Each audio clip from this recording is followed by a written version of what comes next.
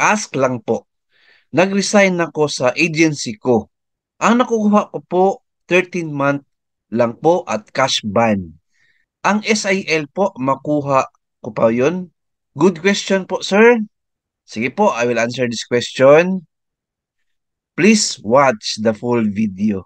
Unang-una, sir, good for you kasi narilisan ka na po ng 13th month pay at cash ban po.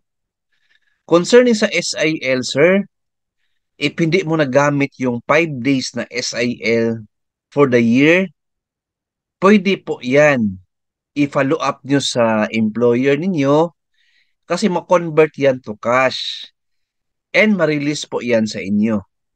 Baka nakalimutan na po ni HR na ibigay sa inyo. Follow up nyo lang po ang company na ma-claim nyo po yan. SIL or Service Incentive Leave. For example, sir, 2 years ka dyan sa company. Tapos hindi nabigay sa iyo ang SIL for the year 2023 and for the year 2024. So meron kang 10 days po na SIL na hindi nagamit, pwede po yan i-convert to cash.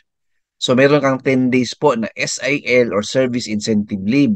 Write a letter sa company, address nyo po sa admin or HR ninyo to follow up the release of this SIL.